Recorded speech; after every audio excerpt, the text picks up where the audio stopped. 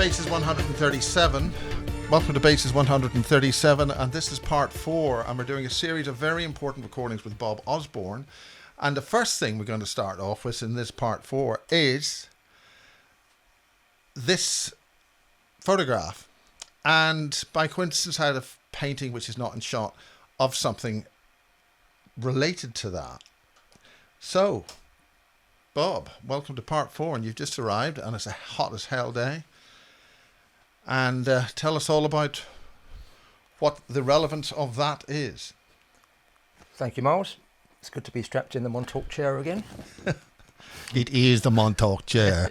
You have no idea how close it is to, oh God. Yeah. I can never do an Arnold Schwarzenegger accent, let alone Stuart Swordlow. Arnold Schwarzenegger, he's very interesting. Oh. Anyway, we won't go into Arnold. Total Recall.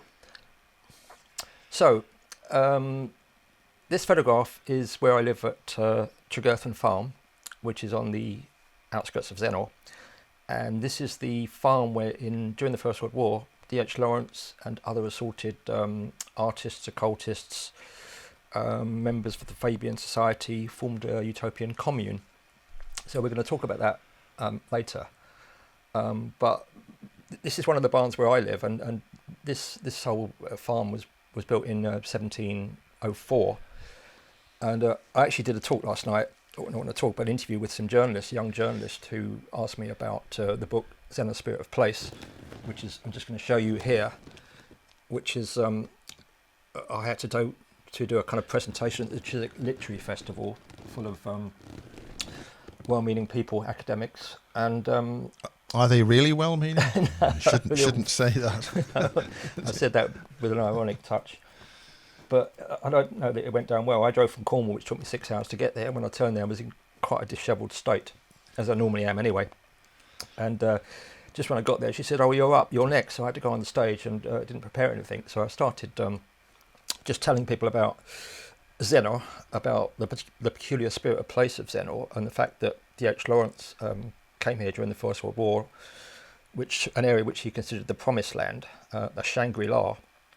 And then, of course, absolute mayhem ensued with sexual practices, black magic rituals. So I briefly explained this, and then I said that the Zennor has this particular quality that I've also tapped into. And what is that quality? What's the big deal? Why Zennor? Yes, I mean, I'm going to go into this. But at the end of this little diatribe that I gave, she looked at me as if I was mad. And she said, "Can I just ask you a couple of questions?" I said, "Yeah, what is it?" She said, "Where's Zennor? And who was D.H. Lawrence?" So the problem I'm realising is that I've probably been chatting on various podcasts and things about all these people because I'm steeped in English literature, you know, having studied 50 years ago and researched a lot of these people and know them intimately, if not personally, or I do know some of them personally, or I've channeled them. I think a lot of the time people don't actually know who they are. So I'm assuming the audience is not young and they're fairly well educated. So if I start talking about the names of people, I'll try and put them in some kind of context, which might be useful. So this place, Zennor, I turned up 4 years ago, although my DNA is there because I've got a 500-year history through my family. And the thing about it is that D.H. Lawrence tapped into is like there's a peculiarness about the granite and the landscape, you know, with the grid of ley lines that runs underneath the moors. It's nestled between the ancient Zennor moors and the Atlantic Ocean. So it's in the most idyllic location, and it actually is a little piece of heaven and also a little piece of hell. So when Lawrence came over, escaped from London in 1916, I'm going to talk about the commune a bit later on, but one of the premises of my book that D.H. Lawrence was trapped in a Fabian web, and you know, I've been very interested in the Fabians for a long time, and I think we had a brief discussion the other day about the nature of the Fabians and whether they were taken over by the Anunnaki 300 years ago. Well, just to clarify about the Fabians was actually set up in 1897, and it was the end stage of the Victorian age when we were losing control of the empire, the British Empire, for various reasons. And so they decided to adopt a process called gradualism, which the Fabians promoted. So effectively, in 1776, the Illuminati, which was formed by Adam Weishaupt, took over Freemasonry. And I can talk about the Illuminati at another time, because I've come in it from a position of looking at their involvement with, as an extension of the Knight Templars theosophies and things like that, Baphomet worship, pantheism as well. So my take on it is more from a literary and cultural point of view, and I think that's very important, because Adam Weishaupt took them over. Then the Freemasonry basically controlled the Fabians. So Britain is the most Masonic country in the world, I think, as most people have realised. I mean, all countries have their Freemasonries, and of course you can go back to what is now Ukraine and argue that the Khazarian mafia were kicked out, at that time by Russia. But the thing about the Fabians. Sorry, there was a little bit of a glitch there. Sorry. What's this about the Khazarian mafia in Ukraine? Well, you can go back with Ukraine being really the centre of the deep state, and really a centre of the New World Order, because the Azov battalion was basically when Putin talks about the Nazification of Ukraine. I mean, there's a lot of people that agree with him, because some of the insignia they have goes back to Teutonic mythology, and it predates Nazism. And there are theories about the Khazarian mafia, who were from the region around Ukraine, Albania, which has always been a hotbed of contention. And actually, one of the things about the Khazars was that they masqueraded as Hebrews and took over countries. So going forward to the Illuminati, who at that time were formed by Adam Weishaupt, they then controlled the French Revolution, which was an Illuminati false flag or psyops. They instigated, just like the Fabians instigated the the Bolshevik Revolution in 1917. So the Fabians were created really to prolong the power of the British Empire, and they were certainly controlled by Freemasonry, and Freemasonry is controlled by the Illuminati. So I've done a lot of looking 40, 50 years ago. I looked at the Romantic poets, so I was very interested in people like Byron and Shelley, and of course Frankenstein, a fantastic novel by Mary Shelley, set in Switzerland in 1800 something. That's got a lot of relevance to what's going on now with transhumanism. Transhumanism. Frankenstein science. Exactly. It's not a new phenomenon, and the thing about looking at the Fabians, at history, at the cultural history, because this has been in plan for 200-300 years. This whole New World Order agenda. I have to say, Bob, that this is very close to the late Chris Thomas, who said everything went belly up 300 years ago. Yeah. In round figures, and those three revolutions you're talking about, were backed by these Valen Anunnaki people who came along. Yeah, the Anunnaki connection. That's obviously something that is a bit. I haven't really looked deeply into that, but I know all about the Illuminati taking over Freemasonry, and then Freemasonry controlling Fabianism, and how far that goes back. Via the Knights Templars. That's open to conjecture, but there's clearly a guiding hand behind these agendas, because from the research I've done, it's no doubt in my mind that the Fabians have been running the counterculture movement for the last 100 years, and de facto, by proxy, the Illuminati control counterculture. And so poor old D.H. Lawrence, to just say a few words about him, I mean, he was the son of a miner. He definitely, like a lot of messiahs, mystics, seers, that the Illuminati have promoted and then controlled. He had the ability to tap into the forces or the spirit of place. So apart from being a great poet, his travel writing, is really wonderful. And he lived in a lot of places like Zeno, where I live now. He lived in Sicily. He went to form another commune in Mexico after the failed commune in Zeno. So this is a man who as far as I'm concerned, was trapped in a Fabian web. And the thing about Fabianism is that the word Fabian comes from Fabius Maximus, who was, I think, the general that defeated Hannibal. But how Fabius Maximus operated was by a non-confrontation. So by not confronting Hannibal violently or kinetically or physically, he ground them down. And this became a bit of the Fabian modus operandi, because by operating a system of gradualism, they decided at that time they couldn't maintain their power over the British Empire. So effectively the British Empire is Fabianism, and it directly links to the New World Order, often through Bavarian Freemasonry, the links there. So the New World Order is actually an Anglo-German concept that is based on a lot of intellectual and occultist ideas. So the Fabians have operated this policy of gradualism, and by doing it, they co-opted America at that time. Part of the whole strategy of the First World War, the Titanic, was to use America as, there's something called Pax Americana, and there's people that think that the British are a puppet of, or a poodle of the Americans, and I think to a certain extent the opposite is true. And certainly most presidents in America are chosen by the Fabians or by the British, what used to be the British Empire, which effectively is also controlled by the Illuminati. What's this thing about the Titanic? Sorry, the Titanic. Yeah, the Titanic was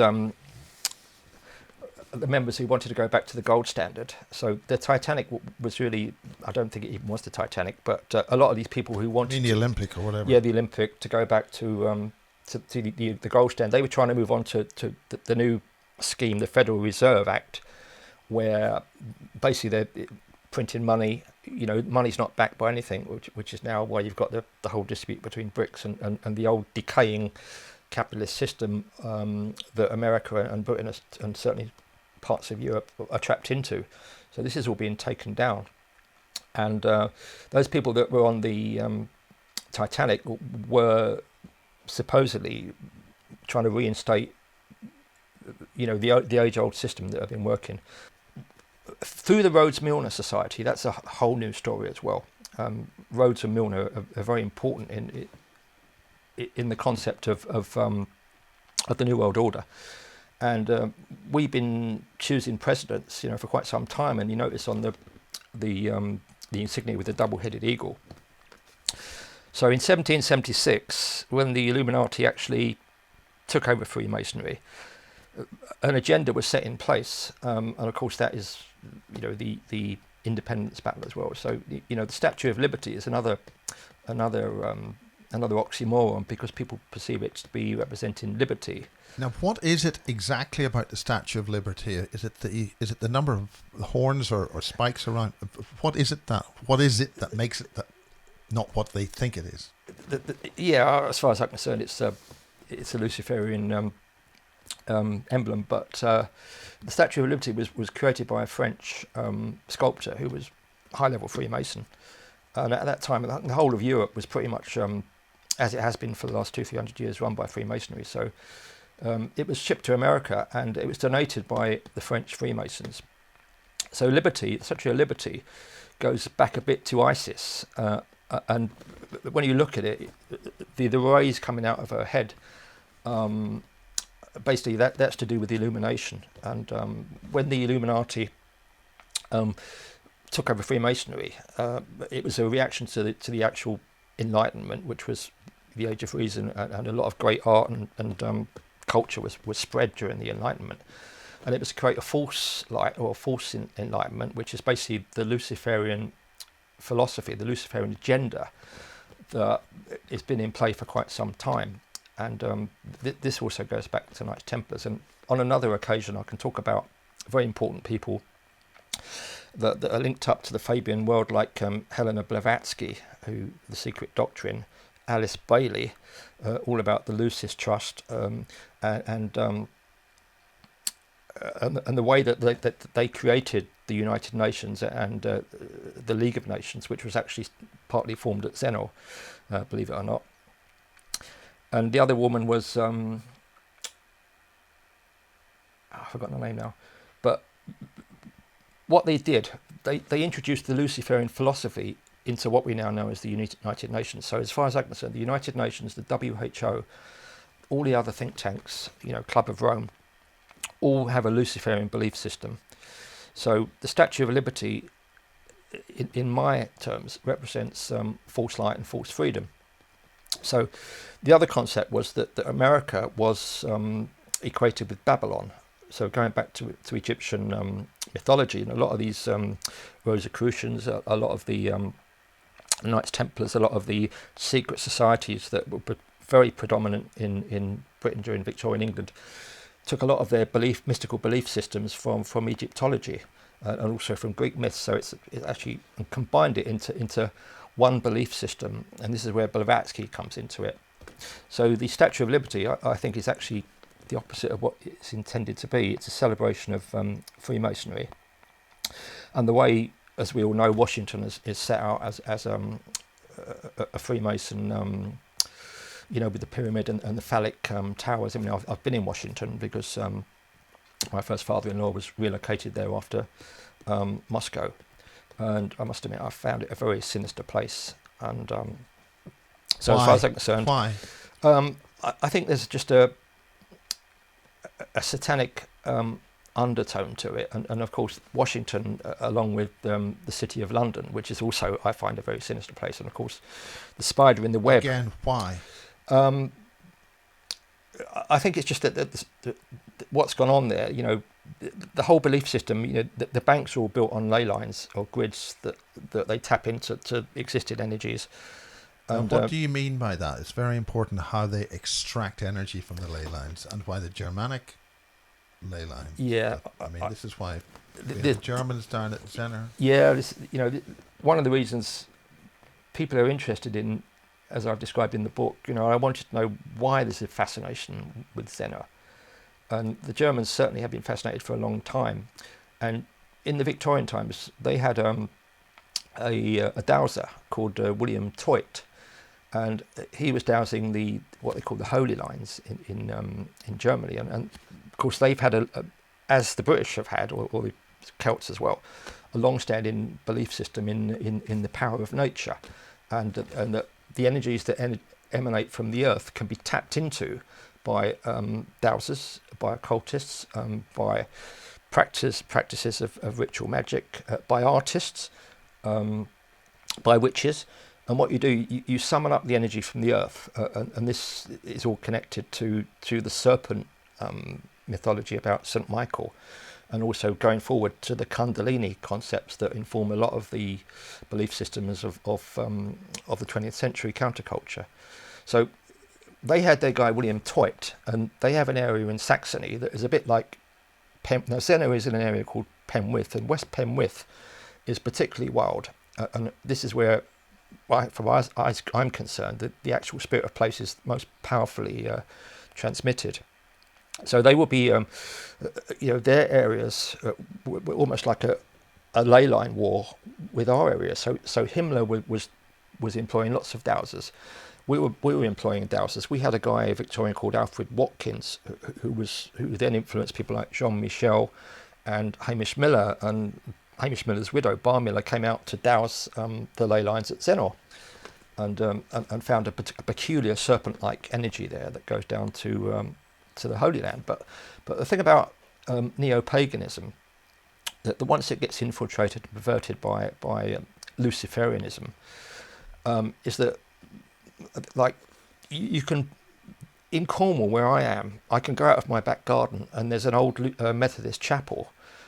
At the back of my garden is, I think I've said before, there's the witch's path, the coffin path, and this was an area where traditionally, going back thousands of years, witches would shapeshift, and it was full of pagan energy in the soil, which could be summoned. It could be summoned by the Celts. So when Wesley came down, John Wesley, the Methodist, the first thing to do was to quell what they call this magic.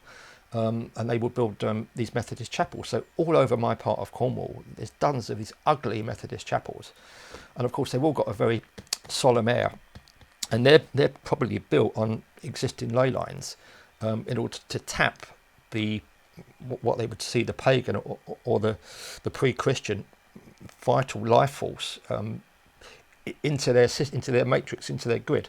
So the Germans were also building concentration camps on ley lines, and it's, you can like almost satanize the energy that comes from it. So when you get ley line wars, they would bomb our ley lines, and of course, the City of London, Washington, and also the Vatican are three places that are really crucial for Illuminati strongholds, and also they're not actually parts of their sovereign states, so they're independent states. I mean, the Vatican has their own army, the Swiss army, which again, Switzerland's a very important centre for all kinds of things to do with the New World Order. Why? Why Switzerland? What's so special about those three areas, and what can be done about it? What can be done about Switzerland? I got deported from Switzerland many years ago. I mean, it's a beautiful country, but very sinister. And of course, the whole banking thing, they were clearly funding the Nazis, and everyone could have a bank account in Switzerland. Well, the whole point about the World Economic Forum is that Klaus Schwab, there was a particular place that wasn't to be bombed on the border with Switzerland, so that they could get the gold out of Germany to Switzerland. Yes, that's right. And of course, Davos. Well, the interesting thing about the commune, which I'm going to talk about tomorrow, the commune that preceded the Zeno commune, which was on the farm where I live, there was another commune that was the template for all these communes that then thrived both in Germany in the Bruderhof system, and in England and then in California, of course, the hippie movement. So this was a whole agenda of building these communes, and Davos was pretty much the modern interpretation of the commune at Mont Verita. Now, Mont Verita was the commune that I'm going to talk about and show you pictures of next time. But this whole concept of these hubs, these centres of power, and the Mont Verita commune was a centre of power for psychiatrists, for anarchists, for artists. Most of the great artists, or many of them, in the 20th century, were either indoctrinated, groomed, at the Mont Verita commune. Of course, now Davos, again, heavily protected, and even little mini Davos is like the G7 that came down to Carbis Bay near where I live, in just outside St Ives 2 years ago. Again, I was part of the protest against that, but the level of protection, and that everyone was told they could no longer go to their house. Of course, Biden, the Manchurian candidate, came over, and Johnson was there, and Boris Johnson, whose grandmother had connections to Penzance. I think Stanley Johnson was actually born in Penzance. And his book republished just at the start of this event. You couldn't make it up, could you? Yeah, Stanley Johnson's book, The Marburg Virus, which was written about 20 years ago. But Switzerland is a very important place. It's also very occultic, and I think from my point of view, a lot of artists like Jung and James Joyce, have located in Switzerland, and to a certain extent, your money's protected. They clearly were hiding money, as was the Vatican. The Vatican were basically the Jesuits controlled the Vatican, and they were like the banking arm of the Nazis. And also, when you talk about the Nazis were also funded by J.P. Morgan, and also to a certain extent it was who just got off the Titanic in time. Yes, I mean it was part of the. I can go on, when we talk about the communes, I can go on about Wilhelm Reich and the mass psychology of fascism and the orgone stuff, orgone accumulators, and it all links up a bit to the ley lines with regards to, it's like when you get these energy hubs, you can tap into this energy, and you can either use it for for beneficial purposes or credit, or it can be easily be perverted. So my experiences of being in Washington, which I'm quite sensitive to atmospheres, and I'm very sensitive to spirit of place, which is I'll go into in a minute. So there is a sinister air. It's also like one stepping into the future, because these places they're already dehumanized to a certain extent, and the City of London, having spent a lot of time I'm almost like a native, as much a native Londoner as I am a native Cornishman. It's got its own army. It's got its own police force. It's not actually subject to any of the rules of the UK. It's got its own banking system, and also those banks are not subject to the banking regulations of the UK. So effectively, it's a mini conclave in there that has its own authority. And the mayor, I had one of the only serious jobs I had was to be a professional wine taster for 10 years, which was a very interesting occupation and got me to meet some very strange and interesting people. But we used to regularly have wine tasting events in the Freemasons Hall. Now, you look at the City of London, all the Freemasons halls are there. All the banks are located there, banks from all over the world. It's actually a tax haven. So none of those banks can go bust yet. So the thing about the Spirit of Place is that they would build these banks on these ley lines and literally draw the energy from all the peasants who will put in their money into their banks. It's a form of harvesting of energies, and it's similarly when you get things like rock concerts, which I can go into as well with the counterculture. Like, I always find Glastonbury a very sinister place, and so I tend to avoid. In America as well, there's been lots of satanic practices at the various rock concerts, which I'll go into when we do the counterculture agenda. But Xenor, there's various places I've been to where I know I can tap in to the same thing that H. Lawrence tapped into, because Lawrence, being the son of a coal miner, was always an outsider. But he, his travel writing and his poetry, he really gets what's going on.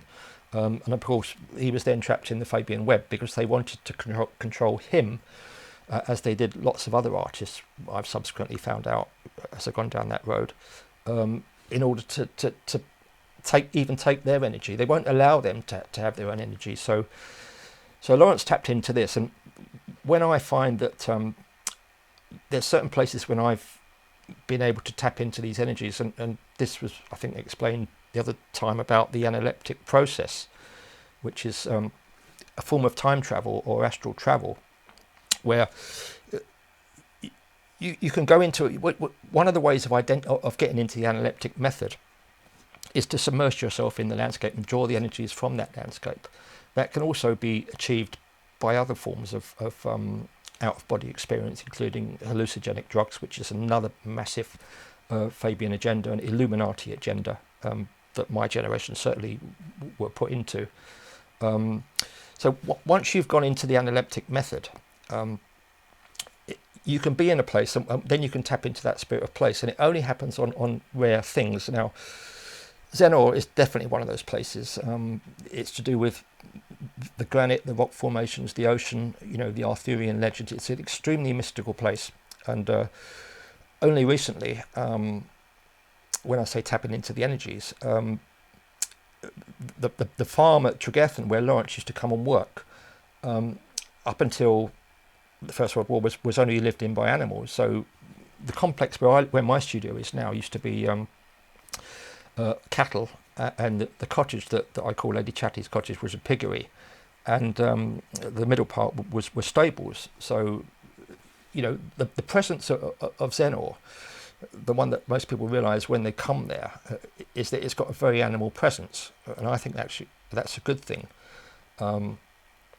So Lawrence certainly tapped into that, and Lawrence's vegetable patch was where my vegetable patch is now. And when I started researching Lawrence, it was easier for me to channel him, because I was digging the same vegetable patch, I was walking the same paths, I was swimming in the same cove where he would swim with his German wife Frieda von Richthofen. One of the ways of immersing yourself in the landscape as an artist, because I'm an artist too and a sculptor as well as a writer, is that then you can actually physically draw this presence into oneself.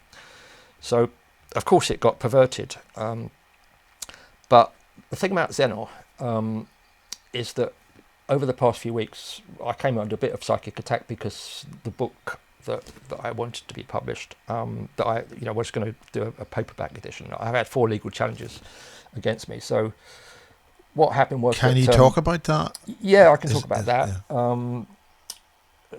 It's quite a controversial book, and I've never really got on with the academic establishment. So the process that I use to channel information is called, as I said, the analeptic process, which was taught to me by the great poet Robert Graves in 1976. Now, that was my first experience of what it involves is that you can step outside of linear time and draw back information from the past, or reinvent, move between time, move out of your linear time zone into other time zones. And it's a bit like past life regression, or I don't know I wouldn't say that I was a remote viewer in any ways, because that's not my method of doing it, but I definitely have the analeptic method. And as far as I'm concerned, my own theory is that it was downloaded into me as a mind file by Robert Graves for whatever reason, or by the people that linked me to Robert Graves. And of course, at that time, as I said, concerning William Sargent, Robert Graves was the man who could travel back in time. So he was the world expert on the hallucinogenic drugs in Mexico. He wrote the Greek myths in 3 weeks. And his process was like poetic intuition, whereby you can get into an altered state. And once you've got into that altered state, and maybe this is a technique or a skill or a magic that has been passed down through whatever I don't know much about the Anunnaki, but certainly the Knights Templars, the various occultists and theosophists like Aleister Crowley, John Dee, Edward Kelly, in Elizabethan times, they were able to access a lot of this information through, whether it be through demonology, fallen angels, the Kabbalah. There's codes and there's numerical codes, and there's some that you can tap into. And the analeptic process, once I realized I could tap into the analeptic process, I then wrote my book of poetry, Moon in Leo, and in Daya. Now, Daya is very close to Zenor, and the minute I retrace my steps to Zenor back from where my ancestors were 500 years ago, as far as I'm concerned, I do have a DNA connection to the landscape. And growing up, it is like one big jungle where I live. And I had some people come the other day, Polish and Lithuanian friends of mine, who come every year, and I like hanging out with them because they're very earthy. I mean, they're ex-military. One of them, the kickboxer, they normally carry a lot of sharp knives, but I've made sure they don't go and they're hunters too. So I told them you can't go and hunt any animals from the farms. But what they do, they bring a kind of a certain energy, that I like. So we swim and we like spar and stuff like that, and we eat a lot of meat that they've hunted. But I noticed recently that when I came under a bit of an attack about my book, strange events started happening. Now, strange events always happen at Zenor. It's constant, and since I moved there 3 or 4 years, I've more or less been in an analeptic state, and I can go into it at will. So what happens, like the first time I had this analeptic, I realised I was in an analeptic state. There's certain triggers that can happen, and it can be a random trigger because I'm versed in Jungian synchronicity and things like that. And the random trigger for me in 2020, when I first left, got out of the matrix, that was the prison that was becoming London. So when I saw, what was happening in London and Washington, and what particularly of concern was happening there? What was happening was that there was a lot going on at that time, and effectively you had to speed up the Agenda 21 and Agenda 2030, which I think people know about, the Operation Lockstep, Rockefeller's the whole New World Order agenda was being speeded up because they were behind time. And in 2020, I clearly sensed what was coming, so I quit London and went back to live in Zenor, where I have lived before. And one of the things that triggered me I was thinking, what should I do? I was going to research Lawrence because I've always been interested in Lawrence for since I was at university. I was identified with Lawrence because he being a miner's son, me being the son of a Romany gypsy rag and bone man. I've always felt that he was a kind of a real free spirit that was trapped in the web that he was, with Friedrich von Richthofen, member of possibly of the Bavarian Illuminati military family, the Fabians that controlled Lawrence. So in 2020, I started working on Lawrence, walking where he walked, reading his poetry, reading his letters, just immersing myself in him. And by actually being in the landscape that 100 years ago, he had such a strong presence in. And as far as I'm concerned, he's still there, and I still see him. And Zeno, Tregurthan, is kind of haunted in a good but not malicious way.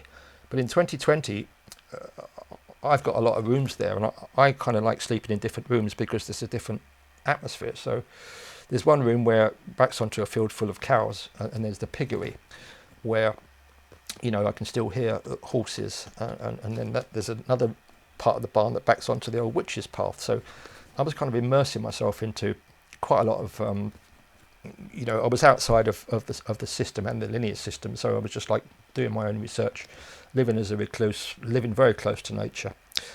And then in 2020 I suddenly, for some reason, I got obsessed with the American election.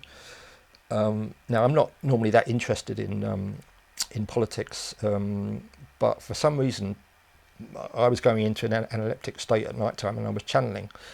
And one of the things I was channeling was that I've done various past lives, and for some reason I was channeling the election. Now I've got a vague connection to Donald Trump, in the sense that I've always I kind of like people that get vilified and that get demonized.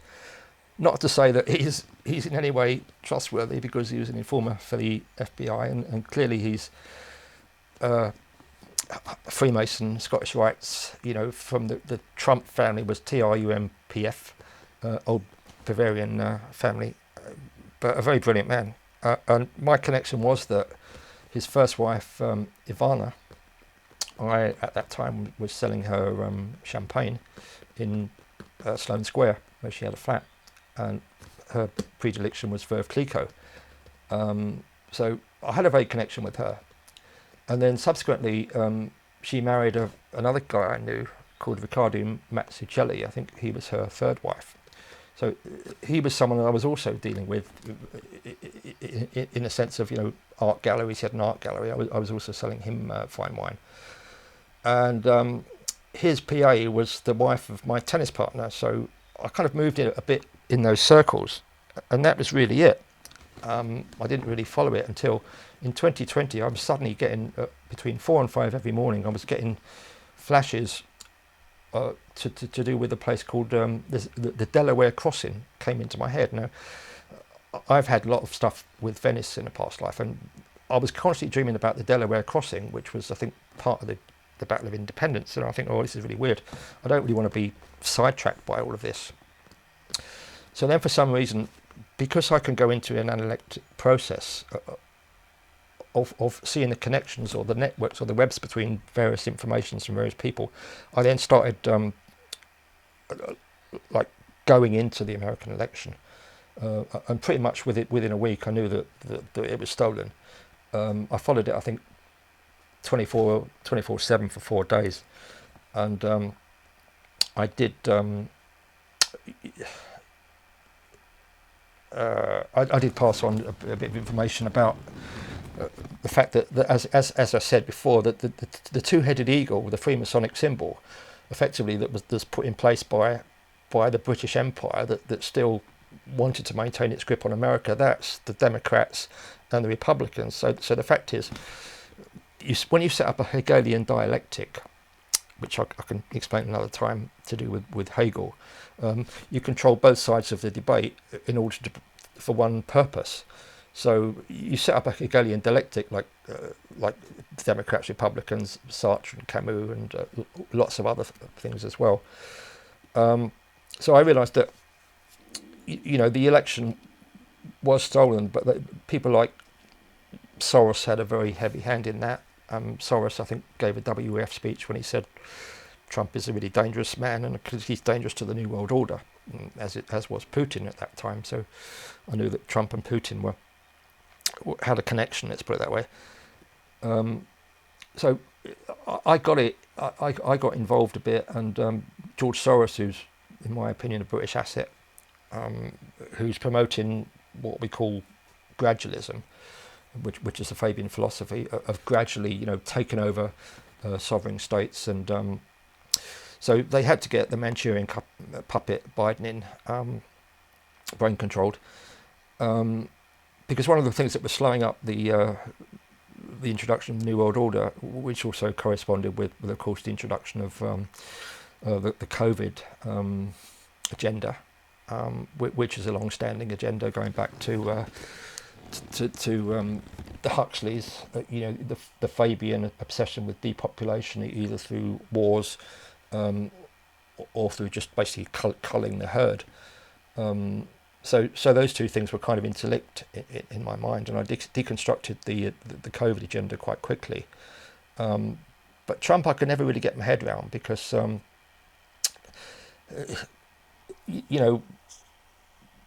he represents that right path, the old-fashioned path. And then when you realise that one of the things in the way, of course, was the fact that at the time I was kind of going on some of the ultra-right Christian channels in America, because I think you get some very interesting information about how these guys, these survivalists, really think about what's going on and how they're marginalised as right-wing extremists. And of course, there's 100 million Americans with guns, a lot of them in the ex-military, who formed little paramilitary units in places where they're ostensibly protecting. And the crazy thing is that now they would love it if Putin would actually, they're on the side of Putin, because even then they've got a sense of what the agenda was with the New World Order. So explain that. Why would right-wing American because survivalists favour Putin? Yeah, that's a real. I mean, what are a real nice one. I can. Yeah, but what are they seeing? Yeah. That the so-called rest aren't. Yeah, I think one of the things they're seeing is that they're close to the land. B, they have a basic fundamental Christian belief system, in the sense that when you say that they would die for their God, which has now been, of course, ridiculed and demonised, they also have old-fashioned family values that the counterculture and the Fabian agenda has been chipping away at for the last 100 or 200 years. So even today, when I was driving up I drove up from London yesterday on a 6-hour drive, I was just like thinking about Westerns, and of course, but by having what's called the Bible Belt, I mean, this is another thing that's been demonized. And the thing why they feel a connection to Putin is because the Russian Orthodox belief system is very much in tune with the Greek Orthodox, and it's not too dissimilar to the basic concept of family values and national sovereignty and proud of your country, which of course is the opposite of what the Fabians want. The Fabians also want to take away the belief in the God. They want man to replace God, and they want scientists to replace God, and then they want transhumanism to replace God, because it's based on a Luciferian belief system. Now, Putin, and Gates wants to take the whole gene out of the body to. Well, that's right. I mean, I think we talked about chromosome 8 before. The CIA's. So with that whole American thing, America is divided, and half of the Pentagon.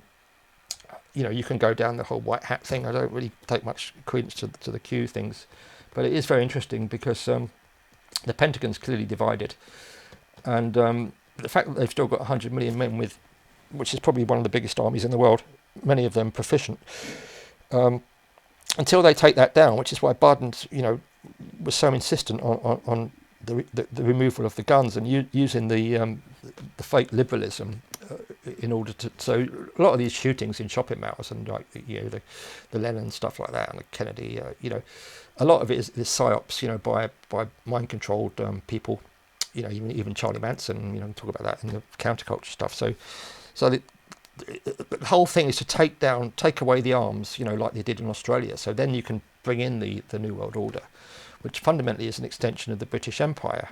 Now, the British have never accepted the fact that that the isolationists in America, who didn't want to get involved with either of the two world wars, but they were co-opted in and conned in by things like Pearl Harbor. And so the system, the banking system that runs Washington and runs the City of London, now the City of London is really the hub of the Illuminati banking system via the Rothschilds and all the other usual suspects. Now Frankfurt was also a big centre of this. What they need to do is eliminate that faction that still follows the old-fashioned belief system that Putin, when he says he wants to live in a multipolar world and not a unipolar world, well, that really is the crux of where we are now with BRICS and the failing petrodollar and the crashing of European economies that are still attached to these old belief systems that are basically formed on British imperialism. They will not let go. So for other reasons, they want to crash America because part of the Luciferian belief system is that America represents Babylon. So America was set up by the Freemasons in 1776, and now we're going into the Eon of Horus, which I've talked about regarding Crowley, and also is relevant to people like you mentioned, people like Michael Aquino and you don't have a good Anton word for LaVey. Michael Aquino? Huh? You don't have a good word for Michael Aquino? I can talk about The late Michael Aquino. Yeah, I can talk about that when we do Yeah. the California bit, because I'm jumping around all over the place at the moment. But what I was thinking yesterday, and the thing about being in the analytic process, is that suddenly things come into your head, and it's a random thing. So once you're in this process, I can go in and out of the analytic process through various techniques that I've now developed with age, where I know I can go back into it. So even yesterday, when I was driving, I was thinking, yeah, the old westerns, how we all love those, and that represented like that 1940s, 50s, all the alien, all those fantastic science fiction movies, where people are found, their characters change. There's an alien presence. I mean, There's a as lot you in know, those. A lot in the British ones. there's some fantastic ones. The Quatermass experiment, which is a bit like the COVID experiment to a certain extent. The zombie apocalypse that is going to come. But as you know, and as a lot of people that will follow your channels know, these aren't science fiction.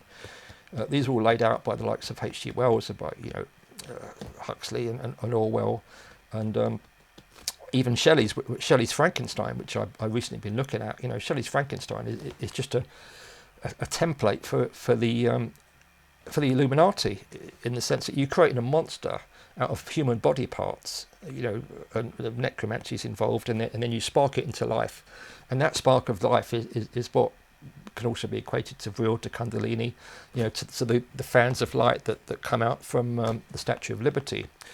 So just think about the cowboys. I mean, I'm a big kind of country and western. I kind of like all those things, and then it moved from the likes of John Wayne, another kind of brutal, the macho culture, which they clearly wanted to take down, because when you want to occupy or infiltrate a country, the first thing you do, I think, which is someone else has said, is that you take down the alpha male. Well, he was meant to be gay, so. Presence. Yeah, John Wayne, Rock Hudson. Yeah, I think they all were, actually. All those big stars. But again, that's part of the Hollywood Luciferian system, which is so fascinating, because even these guys that are representing the macho culture, I know Rock Hudson was gay. In fact, I know someone that was married to his best friend. His real name was, he was from Bristol. What was his real name? A really puffy name. But yeah, Wayne is also, but this is where we're getting into the inversion. Even stuff like Sonny and Cher, remember the Sonny and Cher couple? Well, I've found out recently, or it's been proposed to me, that Sonny was a girl and Cher was a boy. And when you see the height disparity, and even things is coming out now, there's disclosure about Michelle Obama, and clearly that's her real name is Mike Robinson. So even I think Tucker Carlson the other day gave a little thing about Obama was actually gay, and of course Obama is running Biden. Biden's just a puppet for the Obama scheme. So think about these cowboys. Then you move to Clint Eastwood, who I've looked at a lot, because then you're moving into the area where he's an outsider.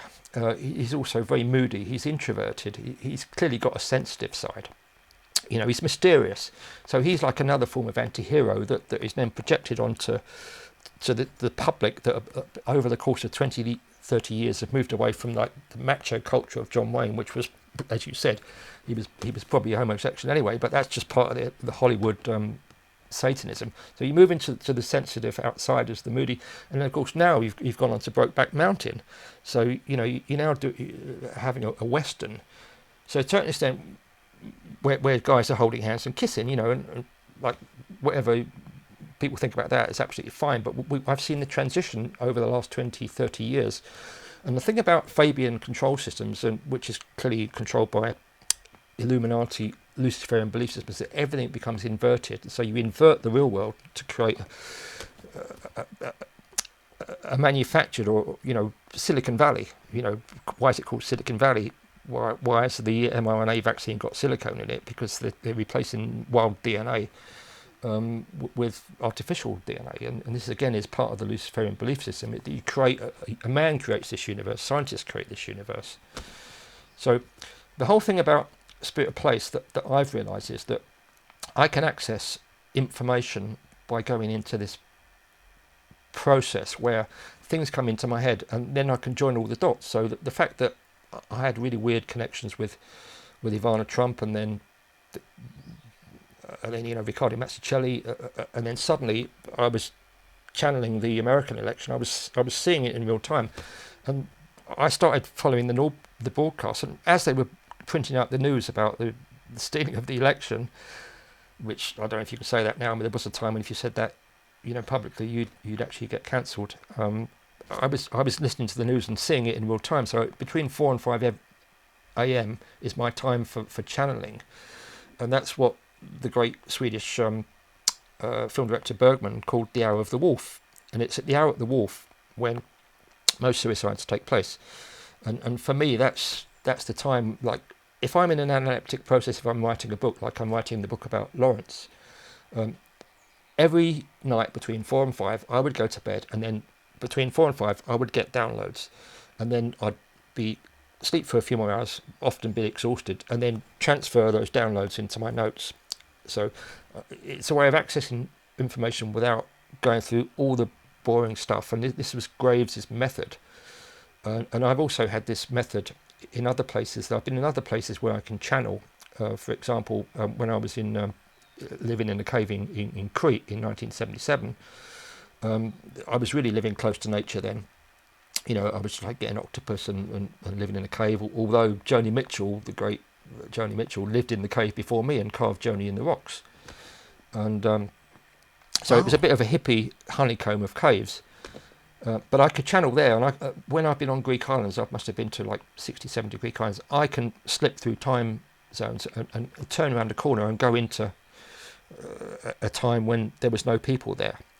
So Zenor is this place that the minute I set foot there, that I could channel quite easily. And when I this last few weeks, it's been quite tumultuous because part of the deal I did with the person that transferred me to Tregaston Farm to me, who was a white witch, was that I had to keep the swallows in the barn because they come up from Africa, so they've been coming up for hundreds of years. We actually did a ceremony in the rock pool down by Tregaston Cove where she summoned a fairy, and that was the transfer of Tregaston Farm to me, to my custodianship. So, then I had to manifest £1 million, which we can talk about another time. So, what do you call a fairy? Is it of the fae? Yes. Are the fae the same as the fairy folk, or what? There's a long belief in the fairy folk. I've lived in Ireland too, so clearly the fae thing is, the little people. It's all wonderful. I mean, I love all that stuff, and it doesn't worry me whether I understand it or not. But she said, let's go down to the to the fairy pool where she'd summoned fairies, and I knew that she was able to do this because she was a very strange girl.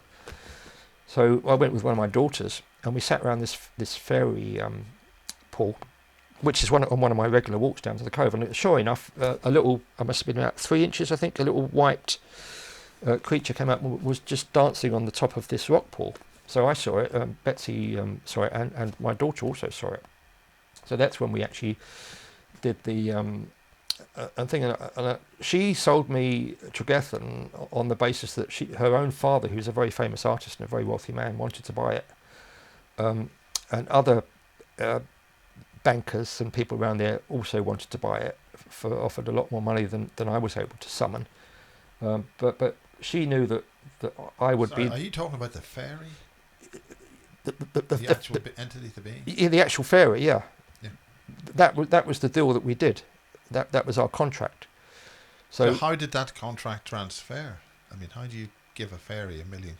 No. I had to find £1 million. I had to manifest £1 million during the time we were locked down, in order to pay her probate fees that she'd inherited. So effectively, we did a transfer of the property to me. The money was incidental. You know, I then managed to manifest £1 million through various going back to some gypsy stuff. But the fact is, it was transferred to me. And now, when I had this attack by people who wanted to, you know, I knew that I tapped into the same thing that Lawrence had tapped into, and that this wasn't going to be stolen from me. So what happened was that I had magpies were attacking all these incredible swallows that flow around my courtyard, and people come and they just stand there like that. It literally is like Lawrence described it as a paradise, a promised land, you know, a heavenly place, and it is exactly all those things. So I've got a Remington rifle, so I saw these magpies who are absolutely hideous birds, you know, and they prey on chicks, you know, young birds. So they were attacking the swallows, and I was trying to keep them out of my barn by taking pot shots at these magpies. And of course I was away for a few days, and they got in there and they slaughtered all these chicks. So I thought that wasn't, you know, it pissed me off a bit. So anyway, fortunately they've gone into a second brood, and I've got more protection by closing all the barn entrances, so only swallows can get through to them. So effectively, I've got this place where I've got all these weird birds. There's crows that come and go. Now the crows were also predatory, and of course what I like, the generic term for crows is a parliament of crows, which I think is great. And there's also a treachery of crows. So you know, that is the nature of crows. I also have ravens come in the winter, and they see off the crows. So the ravens stand guard on all my barns all through the winter, and it's like they are standing there. And of course the term for ravens is a conspiracy of ravens. And raven was the first bird that Noah took into the ark. And the thing about ravens is that you have memory, and they also have their own language, you know, which is probably one of the most advanced languages of any non-human creature. The sounds. So the fact that, you know, this place is steeped in animal magic as well as. So what happened then? Because I'd grown up with as a kid, when, you know, we had a pet monkey called Wanker. You know, my gypsy family. We had a parrot called Fuck Off, and we had a horse called Nelson, because it only had one eye. So I've always kind of been quite in tune with how animals feel and what goes on. So, you know, these attacks on the animals, and then I got 4 letters from various Fabian, you know, parasites, you know, trying to stop me from reproducing the book in paperback form, because it's virtually sold out now. And I think a lot of the information in this book is quite controversial, in that I've exposed some of the witches' comments that were going on, you know, and partly I've also exposed the way that people like Lawrence was controlled by Fabians. So when I had these Poles and Lithuanians come to stay, I was tapping into some male energy, and I wanted to respond, you know, to these letters from lawyers, because some of the things that I was taking photographs from people who I knew, who artists who I knew, and also an artist who photographed my family in 1958. called Roger Main, very good artist, who I knew before he died, photographed my family in the street in Portland Road, all dressed up as teddy boys. And now I've got some entity in Islington, run by some double-barreled name, has bought that estate from his daughter, Catkin, and has found out that I've used a photograph without permission. So then they sent me this thing, So it's really annoying. And there's other people who don't want the information that I put in the book necessarily in the wider academic domain, like the Virginia Woolf Society. I'm not too pleased about what I've said. Can you not counter the attack can totally counter using the... Yeah, can totally counter it, because what I did is that then when I talk about someone like Arnold Duret, when we talk about the commune at Monverita, which led to the whole vegetarian agenda and the vegan agenda, and soon, what I've done is I've also studied nutrition and diet, and through there's various ways you can get into an analeptic state or an empowered state. One of those obviously is the poetic, having a muse. Another one is through extreme activity or being connected to the earth, or bringing out energies from the earth. And another one that I can do as a shortcut is through diet. So I've practiced a lot of fasting, in therapy. And so I went on to the carnivore diet, which effectively means that all I ate was ribeye. And because I had these Poles and Lithuanians coming in, and basically they live on a hunter-gatherer diet. So we were going out into my land and gathering blackberries and rose hips and things like that. So we literally live like savages for a week or two, which is how I'd lived before in Crete, when I also was able to then write my book of poetry, having gone into this this primeval state. So by adopting the carnivore diet, completely cutting out carbohydrates and sugars, which effectively give you brain fog, and of course the whole thing, the cholesterol scam, which I can go into another time, and everything that the pharmaceutical companies are telling us, like it comes from pharmakia, Greek, and they witchcraft, it's magic, and it's all part of the depopulation agenda. So I went on to the carnivore diet to summon what's called lion energy. Being a Leo, of course, I can tap into lion energy quite easily. And so I got into a kind of controlled, aggressive state. And what happened was that we were living, again, swimming in the sea. We weren't hunting, but we were eating steaks and eggs, and that's about it. No processed food, nothing. So then I could find that I could then get into the gym, and I could get myself into a state where there's various ways to deter psychic attack. There's going into the meditation or the trance state. My other preferred methods are other than that. So then what happened was that I had a problem with toads. I've always had a thing about toads, because when I wrote my poetry, when I came back from working with, being under the influence of Robert Graves in a cottage in Norfolk, which is actually another haunted site, that was on a place called Castor St Edmund, and that used to be Venti Isinorum, and that was one of Boadicea's strongholds during the Roman times. So when I was left university and I was dabbling with hallucinogenic drugs as well as with poetic states of consciousness, we used to regularly see Roman soldiers and things like that. And I had an instance where I did time travel there once with my then wife, or became my wife, and that we went for a walk, and we went into a pub that was like a pub from 50, 60 years ago, and had a fantastic evening, and then went back, went to bed, went next day to find this pub again, and it wasn't there. So this was another place where... I have had stories of that in France. Yes. Maybe going back 400 or 500 years. Yeah. Well, this was a very real thing. Most of my experiences of seeing ghosts or time travel, fortunately, have been with other people, because obviously if you're by yourself, having kind of gypsy imagination, I'm kind of tuned into a lot of this stuff, and it doesn't concern me at all. But when there's other parties involved that are maybe more sane, it does validate what you've seen, and a lot of my experiences I have had and witnessed by either girlfriends or close friends of mine who've shared the same experience.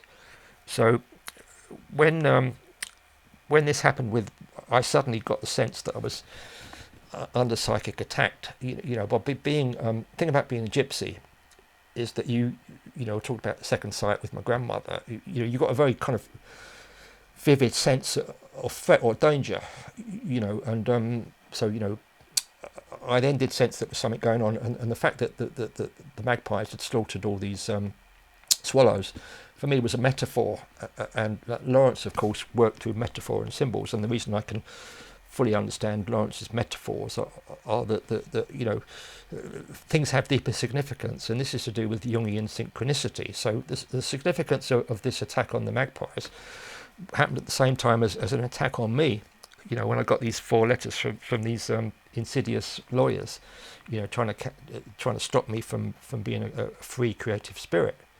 So I was getting quite annoyed, and at that same time, as I said with Norfolk, when I was in Norfolk, having these experiences for one period of about 4 months when I wrote my poetry, I had a toad in my pantry called Parnassus, and I developed quite an attachment to this toad, and it lived in a custard bowl. And one day, being very clumsy, I closed the pantry door and squashed this toad, and I was quite upset about that.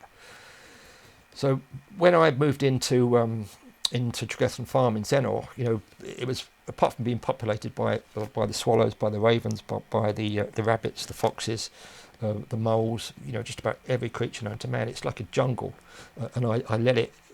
They take all the figs off my tree, but I'm thinking I'll take the figs that I want, and they can have the rest. So I kind of keep it quite wild, and a lot of people, when they come, they tap into this, and that's what Lawrence tapped into. And so when this happened, I then saw a succession of dead toads around my barns, and which really kind of freaked me out a little bit, because there was a toad in my bathroom where I've got a Turkish bath in the corner, and I'd swept that room before my guests arrived, and there was a skeleton of a toad, not a toad, but an actual skeleton in the corner. In the area where I work, where I've got my pile of books, there was another toad enmeshed in the floorboard. There was dead toads in my water troughs and things like that. I must have seen about 6 or 7 dead toads. And after my previous experience of also, when I first moved into Zenor, I also inadvertently killed another toad. They tend to attach themselves to door frames. And there's a certain occultic belief that toads in Chinese philosophy represent good luck and money. Now, certainly that's happened to me, because my luck with money is just unbelievable. It always appears when I need it. But the fact that I'd killed these toads, it did concern me. So whether that's to do with the fact that I had exposed a witch's coven, and there are witches in Zenor still, and other people have reported that they've been subject to psychic attack, and they come to me for advice on how to deal with it. So effectively my way of dealing with it, and these guys were in my cottage, these hulking great big Poles and Lithuanians. They opened the fridge door, and there was a toad sitting on the compartment of this fridge, and these guys let out a scream, and because I'm used to having loads of toads around, and I brought up these toads I created a bath for them so they could breed. Unfortunately, I had a bad experience of killing them, but then I thought, maybe my luck's not good. But then how you can translate metaphor is that then I decided that toads are wisdom, represent wisdom, which is why I called my one in Norfolk Parnassus. And traditionally they're associated with wisdom and good luck. So by those toads being killed, or by, I don't know, remotely killed or placed in my house, as far as I'm concerned, I saw another attack on my wisdom, an attempt to silence me. So I then decided that that wouldn't happen, and that it was just an attack on my wisdom, and therefore by increasing my psychic or my line energy, what they want is you to have sheep energy, not line energy, which is why they want to take away the 100 million guns from these survivalists in all kinds of parts of America that still have a belief system in fundamental Christian values. So I decided that the metaphor was that this wasn't going to affect me. I would turn it into good luck, in that those toads have been sacrificed, and that subsequently I went into a state where I was sending out. I wasn't replying. I replied to a couple of these emails with quite threatening intimations that I didn't appreciate being spoken to like that as a free man, and that they should go public on their accusations of me, and let's have this out in the local paper, who are supporting me. And of course, they didn't want to do that, because then it would unearth a whole can of worms, as well as giving me even more publicity, even more of a bad reputation than I have already, so I don't have any reputation to consider. So then I got a much more conciliatory letter where they backed off. And now all I've had to do is pay a fine of £60 for some technical thing where I had 4 potential lawsuits after me. And I think by going into what's called line energy, even they got the sense that I wasn't going to be threatened and that I would escalate. And so as far as I'm concerned, it's all over now. The toads have all gone. I mean, it sounds a bit of a weird story, but those guys were there and they saw all these dead toads, and they were a bit freaked out by it. They said, "Oh, this is really freaky. We're used to killing wild animals. We're not used to like opening the fridge and seeing a toad there." So that's just one of many little things where, when you're connected to the landscape, and you can draw the beneficial energies or the line energies. Of course, when I say they want sheep energy, well, they do want sheep energy, and then they want, worse than that, they want us to be eating bugs. So then we're not eating any real food anymore. And then once you've got the sheep energy, which is docile and subservient, and you comply. And of course, I've had a previous career as a street artist, and I've got Defy tattooed on my fingers, and Defy was my street name when I was doing street art, when I was involved with like the Banksy crowd. So coming from a position where my ancestor was hunted by Judge Jeffreys for taking part in the rebellion that tried to overthrow the monarchy in 1685, and was branded as a rebel not taken, it's very much in my DNA that I will never comply with anything. So I think once people get that sense that you're not going to be bought, you're not going to be fobbed off, you're not going to be bullied by some public school, nincompoop, I think you can manifest that energy. And then when people do negative things, the other thing that one of my credos is that I never make any money from any of my art. So I don't make any money from these books. I give any profits back to people who I think are poor, who've helped me, or artists who need support. And then I maintain my incredible levels of luck. So by them trying to take away my positive energy, it's actually come back and rebounded on them. And I must admit, there was times when I was what's called ill-wishing. I was ill-wishing them. And I've told people that mutually know me and know them that there's one particular guy who was Oxford educated. I said, if he carries on with this, what is called this kind of vendetta or lack of respect to me as an artist or a writer, I said, it's not going to end well for him. And then this obviously got passed on, and then I've had this before when people say, oh, he threatened me. So you've only got to kind of display a little bit of what I call line energy.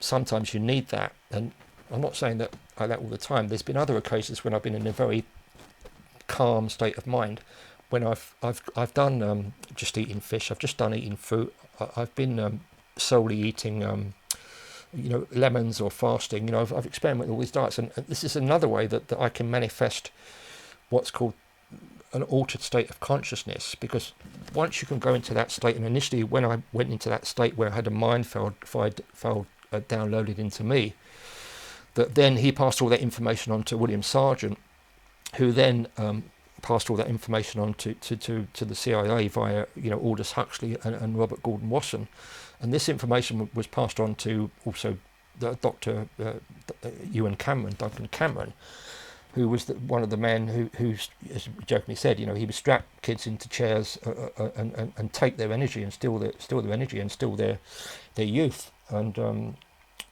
so the whole thing about the mind files, I've got an actual visceral experience of having a mind file, or what I would consider a mind file, downloaded into me, just as they would then do their various, so many sub-projects in MK Ultra, hundreds and hundreds of them, and I've got them all written down somewhere. The projects with the Manchurian candidates, the mind control, alpha beta, when they can implant programs where you don't even know you're mind controlled, but then when you come out of that program, you can destroy yourself.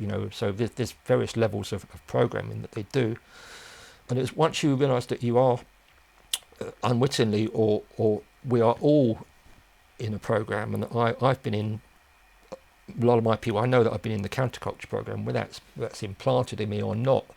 It's Fabian mind control. So every time you watch the BBC, you're in another program. So I know now that I can deconstruct these programs and I can move in and out of them at will. So once I can deconstruct the whole, the whole goddess thing, it was easy for me to deconstruct the American 2020 election or the COVID hoax. So being in a place where you can go into what I call the state of mind-altered consciousness, it's at the state now with my age and my experience that it doesn't come randomly. I can actually go into that state when I'm focusing on researching on something or writing a book about something. So the Lawrence book was very much when I was involved with this analeptic process, so that I did channel Lawrence, I did channel Robert Graves. It was, I did have this power. And when I've explained this in a letter to one of these entities that wrote to me about, that I'd stolen a poem from someone who I actually knew and drunk with without their permission, I said, look, you really don't know what you're dealing with. I said, look, I'm using the analeptic process, and you need to know what that you're out of your depth. And so they got interested, and now they've sent a letter to my printer saying we're very happy to give him free usage of all the material that we deemed he'd inappropriately pirated. Love that word because I'm a pirate at the end of the day. And my printer said they want a piece of the action. They know that this book is an absolute swashbuckler, and it's torn up a lot of their official narrative, and they're hedging their bets, and they're giving you free carte blanche to do what you like with it, giving you permission to use all the material. And I think the fact that I don't know whether they feel some kind of threat, but I'd like to think that I had a shield. As my grandmother gave me, my motto is be lucky. So I've got this shield, and I can access these states if I need to. So the whole spirit of place, like Lawrence, he could go to places like Mexico. Everywhere he went and lived, he had this amazing spirits of place. Like I've been in some of the places. I've had it in Australia when I disappeared from a wine tasting gig that I paid a load of money to do, to go and live with the Aborigines for a week because I wanted to tap into what they call their song lines. So I lived with the Aborigines, and I said, teach me what you eat. So I've eaten bugs, and I know the benefits of eating yabbies and these weird things. At the same time, I know that that's not what they've got in mind for us, because there's nutritional value in these. I've eaten ants in Africa. And when you even look at things like I'm a celebrity, get me out of here, what they're doing, they're programming the sheep to say, look, it's acceptable. Even celebrities can go on a national TV and eat all this rubbish, eat penises, eat kangaroos' penises, eat bugs, and they're still celebrities. It's a heroic thing to do. And this is all preparing people for what they got in store for us with Klaus Schwab's "You'll own nothing and be happy," because they want us to not be eating prime beef. They don't want us to be eating fresh fish, so they're poisoning the oceans. They're getting rid of all the cows. They're destroying all the farmers' livelihoods, and they're programming these sheep into such a docile state that they will be happy to sit and eat a bowl of worms. And these won't even be natural worms from the earth. They'll be synthetic worms ate by synthetic people that are made in a lab. Even yesterday in Israel, of course, where else? They created a baby that has no sperm or no, created. But they've been doing this. The Nazis were doing this. They've been doing this. They've been cloning people. So they're now releasing this information slowly to drip feed the sheep into where they're being herded. They're all going to be inoculated with an mRNA which takes down their DNA. They're going to be fed what they're told. They're not going to be moved out of their cities. And the problem is that until people realise they're in the middle of a real intense depopulation agenda, there's no helping them. Unless there's massive non-compliance and massive waking up to Okay, realise well, those. how do we help? How do we get empowered? Do you want to do a separate thing on that? That's a really tricky one, because I think the programs have been they've gone on for so long, and so many people are trapped in their matrix.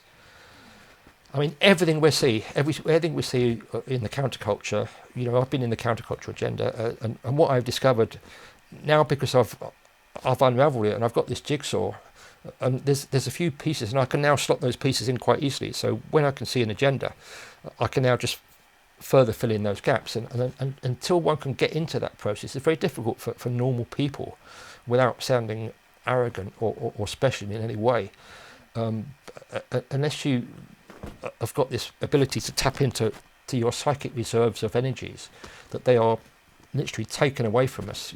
It's an energy war on many fronts. I don't think there's any way out of this for quite a lot of the population. And of course the Deagle plan was 85% of the world's population. But what's happening now is that they're speeding up the agenda, because I know people talk about the Great Reset versus the Great Awakening.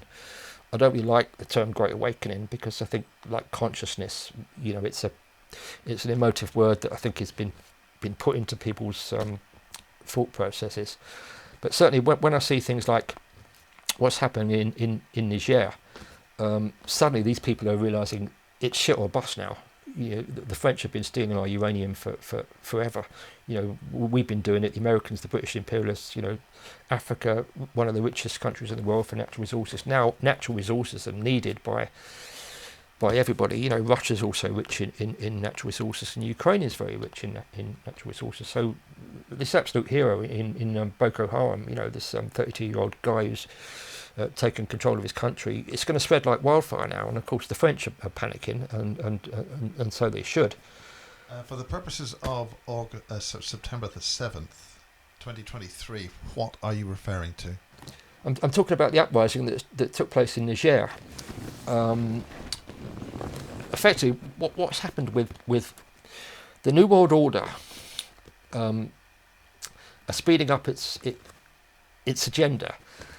They've got a bit behind. Now, there's very interesting things I've heard in the past to do with the timeline that we're on, and of course they're very conscious of timelines, because they know that the linear time that we are sucked into with the Matrix is just a bit of a construct.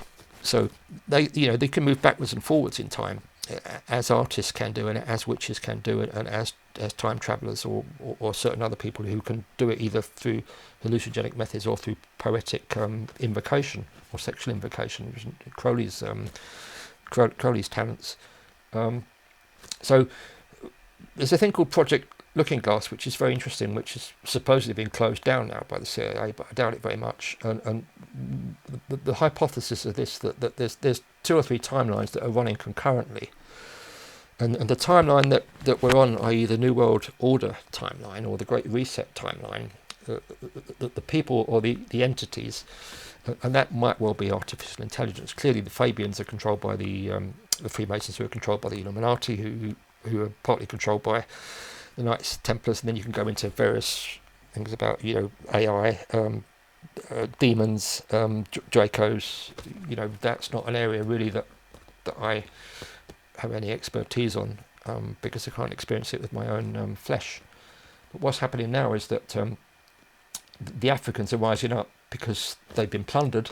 They've got the confidence in that Putin, who is very much in the way of the New World Order, just as to a certain extent Donald Trump was in the way of the New World Order, because Donald Trump, although he's more than likely in the Illuminati, Order of the Black Sun? yes, I mean, he's the very, it's very difficult to believe that none of these people on the public stage are.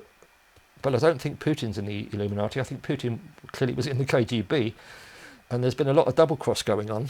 And I think when they got rid of Trump, they didn't expect him to get in 2015, because the Clintons well, I won't go into the Clintons. But, was that a shock? Was that genuine shock? Total shock. It was a total shock. So what do you think was behind that shock?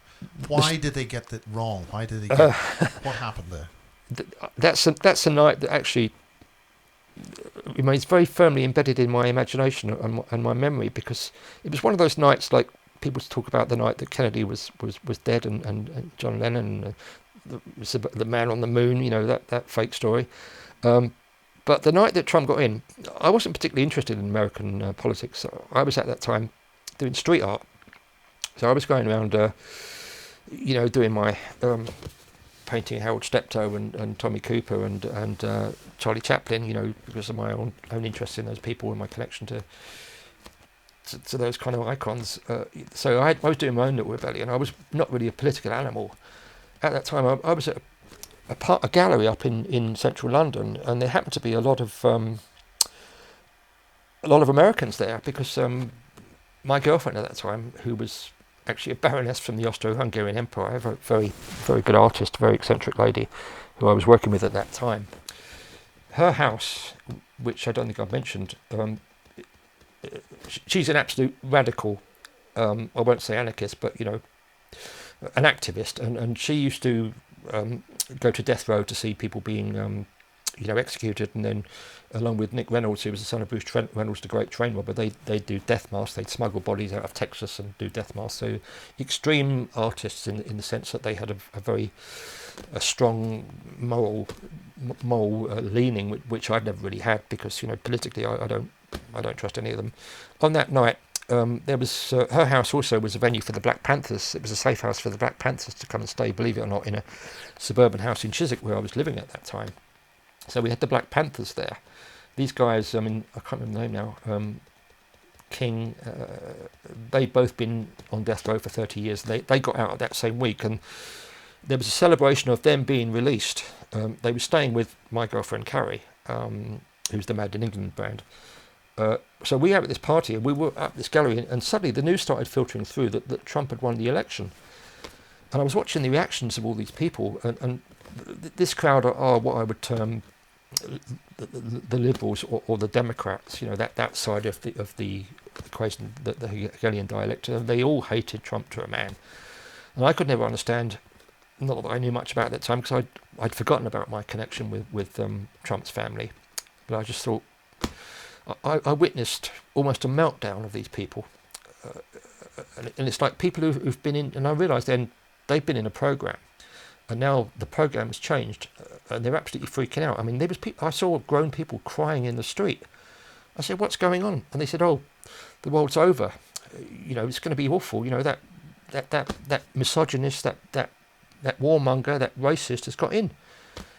And clearly, these people were in a state of absolute shock. And I remember thinking, "This is really odd." And then subsequently, in 2020, when I got into researching Trump through my analytic process, and I actually got exchanges of information from other people. I don't know how that happened, but I sent the name of someone to someone who I won't name, like George Soros, which I think was public knowledge that George Soros was been manipulating elections on behalf of the British establishment in places like Venezuela and even Brexit. I mean, all the elections for the past 20, 30 years. DVD? Yeah, well, yes. I mean, the DVD, there's a lot of... I've got my own theories on the DVD as well. Now, people think that there's a battle going on between the DVD and MI6, and did the DVD infiltrate British secret societies? Did they control politicians?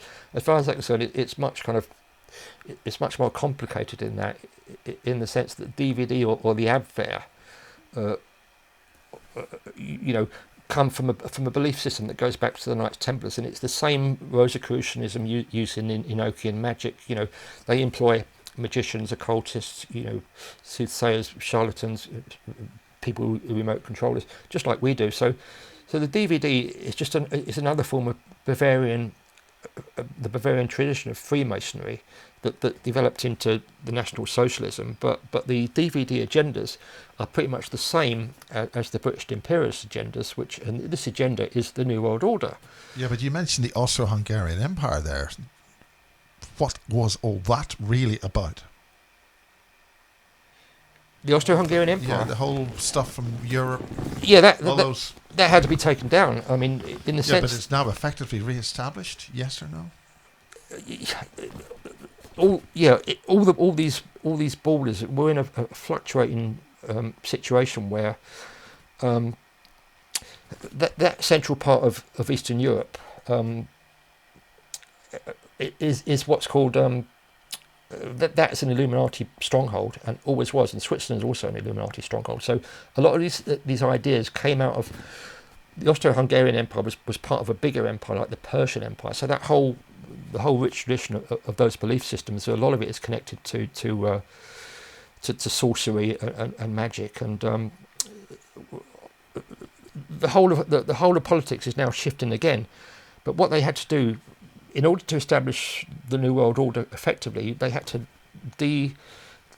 effectively emasculate America and bring it using the Fabian gradualist agendas, which I'll go into in detail next time, about how they impose like the feminist agenda, the vegetarian agenda, the transsexual agenda, the peace movement, the Vietnam. These are all many agendas in the New World Order.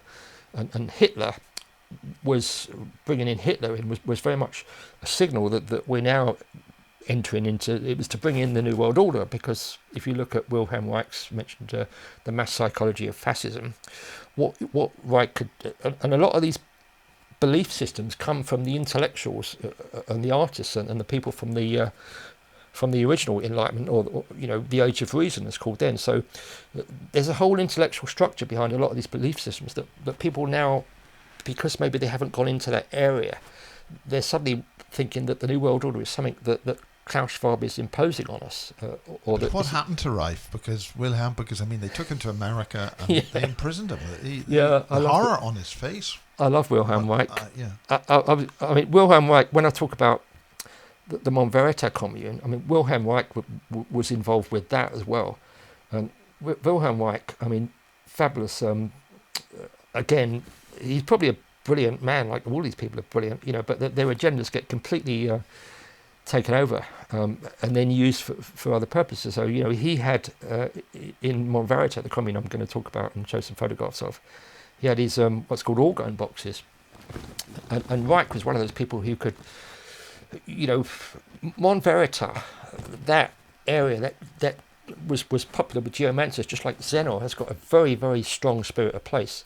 And when people like Lawrence, like Graves, like Reich, or people, you can go into these places, and when you're in a commune with, like, the Zeno commune was very small, and I've lived in communes myself now, and of course you get the communes in California where the whole thing was completely perverted by, it really went away from Luciferian into Coral satanic. Canyon, the whole piece. Exactly, I can talk about that next time. But Wilhelm Reich invented this box where you could sit in, and you could tap into orgone energy. And of course, Monverita was very, very similar, and it was the template for Zenor, when they had also these really strange ley lines, really strange connections through the earth. That all these people, all these artists, who don't have the filter or the bourgeois conditioning, that they have the ability, having often psychic skills, that they can tap into this energy. And then, of course, the power of all these people's thoughts, they need to be controlled, processed, and changed. So how they use people like Wilhelm Reich is that he comes from that Teutonic tradition of being close to nature, that the Nazis then,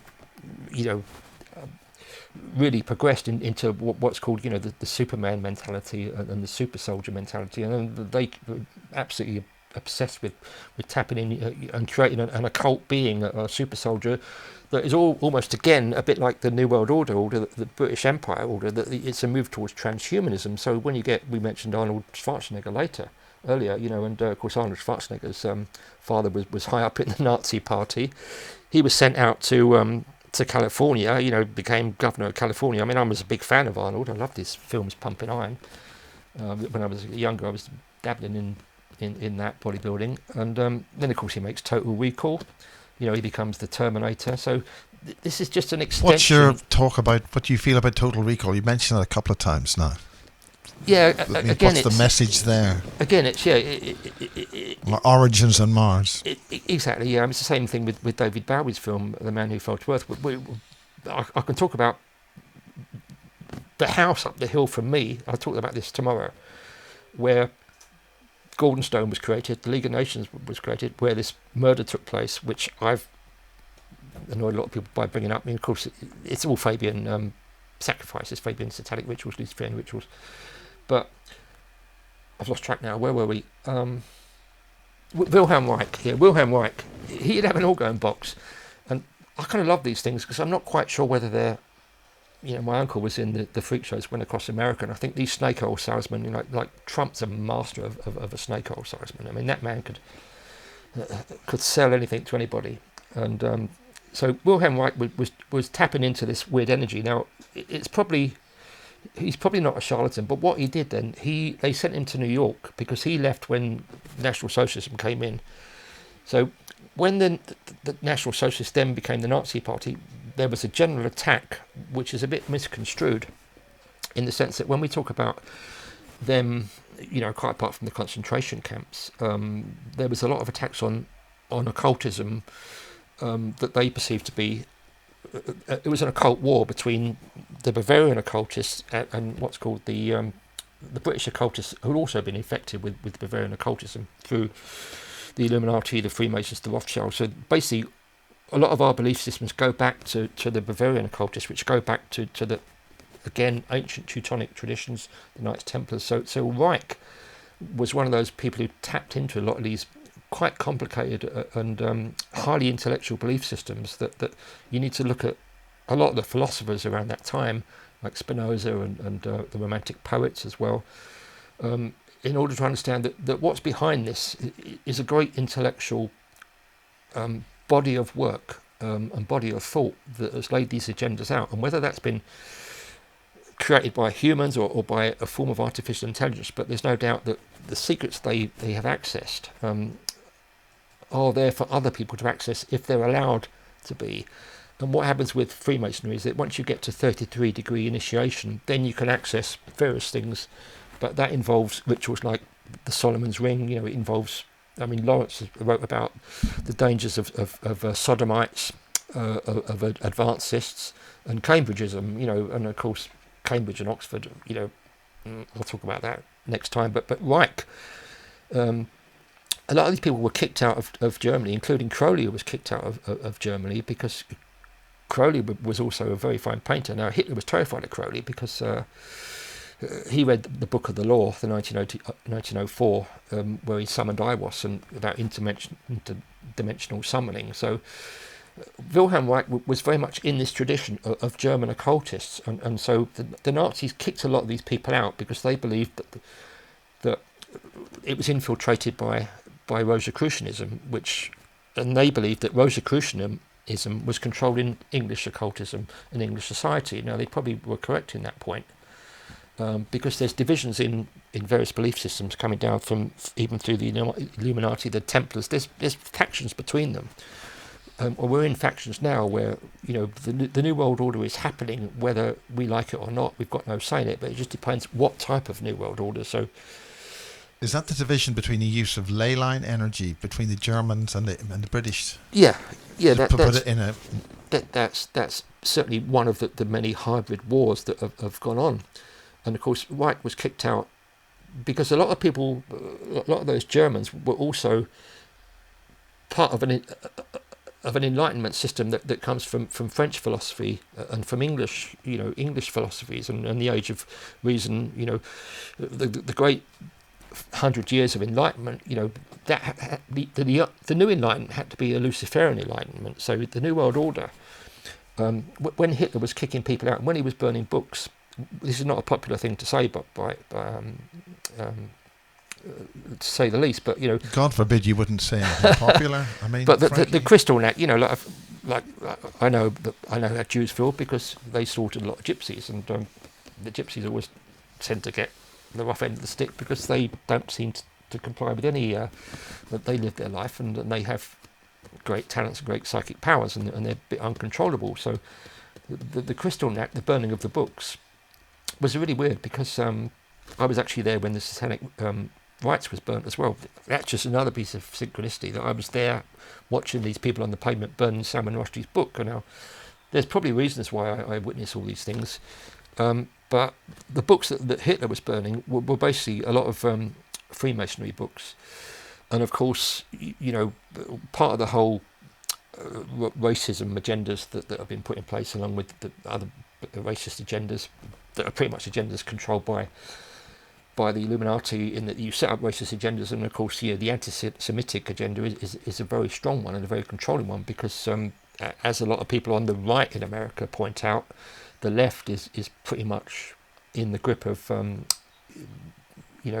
Jewish bankers. A lot of institutions are run along some of the incredible wisdom that comes out of the Judaic faith.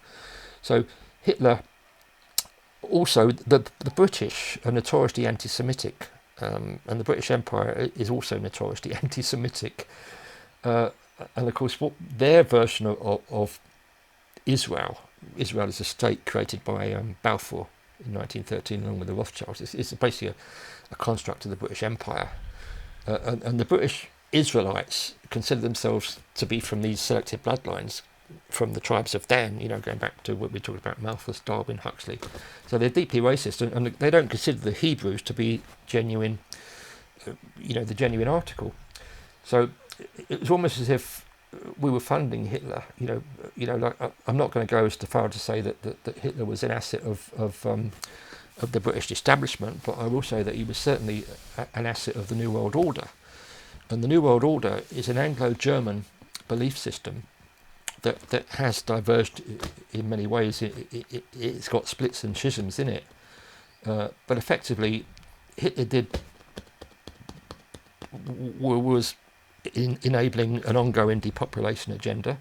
Clearly the pharmaceutical industry also invested in an ongoing depopulation agenda, and so a lot of those books he burnt. Crowley was kicked out of Sicily in 1922 by Mussolini. He was kicked out of Berlin in 1930s by Hitler.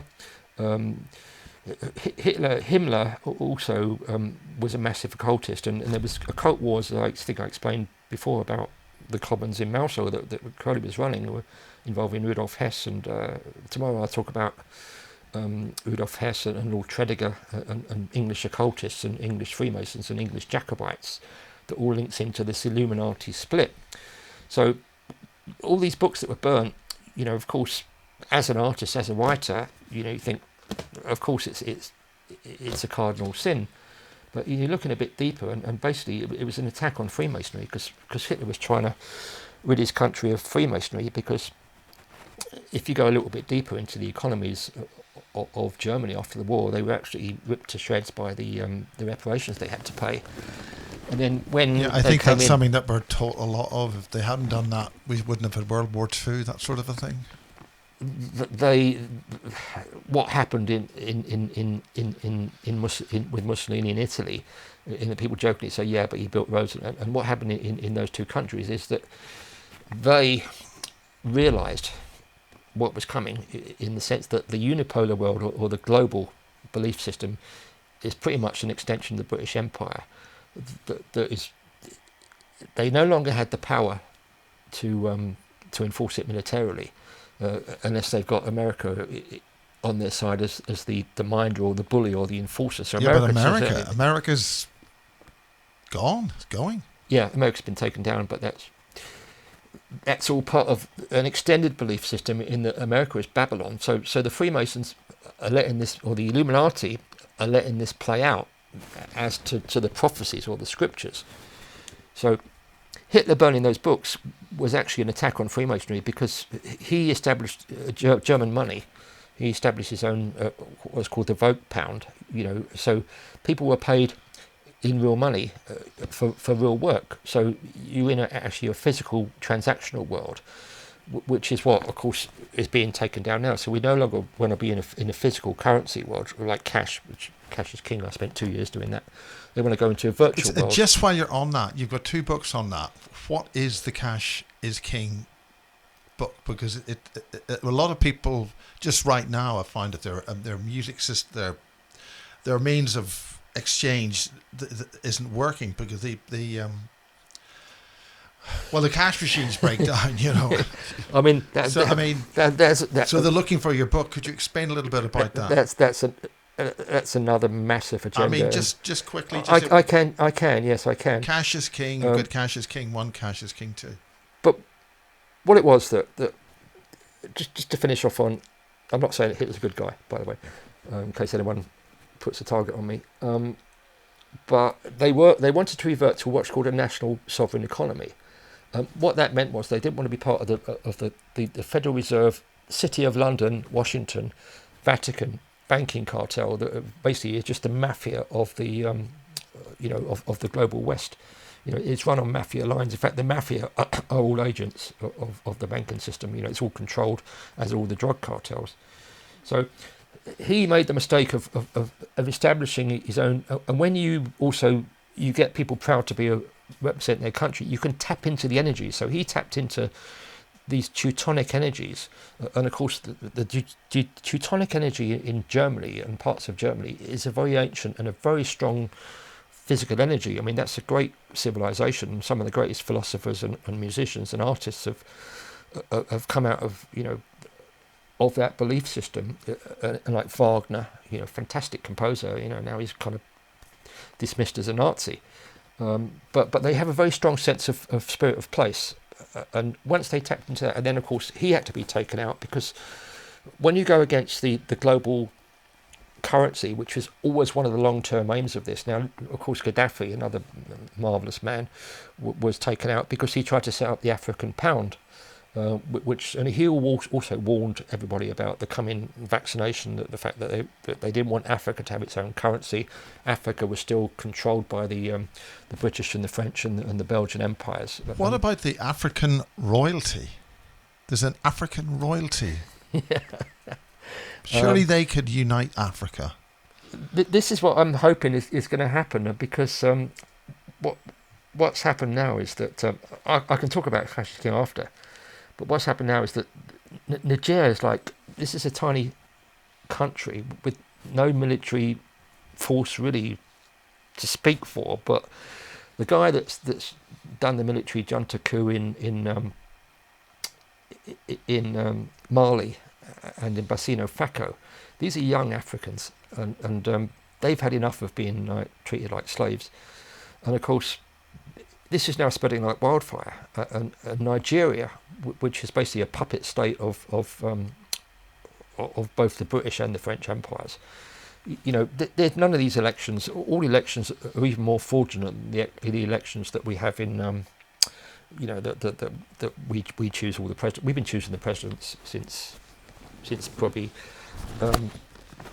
Thomas Jefferson. They're all Freemasons. And I was told by a certain asset that there hasn't been a single honest Republican win in America.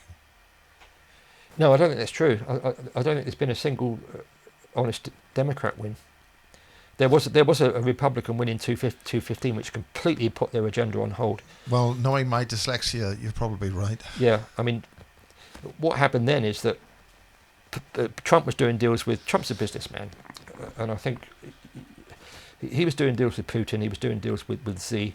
He was doing deals with Kim Jong, and of course, the military-industrial complex. But he was doing deals out of presence of being monitored and translated. Yeah, but effectively, there was no wars. He was solving all the problems in the Middle East. I mean, when you get a group of very clever businessmen together, pragmatic men, also pragmatists who aren't wedded to some weird occult agenda. Or weird Luciferian agenda, or like the British establishment, of course, as I said before, is absolutely rotten to the core, a lot of them, and it always has been, and it's now reaching levels of perversity, which is what we're witnessing now. But with the currency, of course, then Gaddafi was taken down because So the man that is now is going against the American and the British hegemony of a global petrodollar, which is a completely fake currency because it's not actually backed by anything, because that's why the Titanic went down, because for 100 years now, they've been printing money, hyperinflation. They get people like Maynard Keynes, the British economist, who's part of the Fabian cabal, who's rolling out these economic policies that will just ultimately end in destruction because it's short-termism.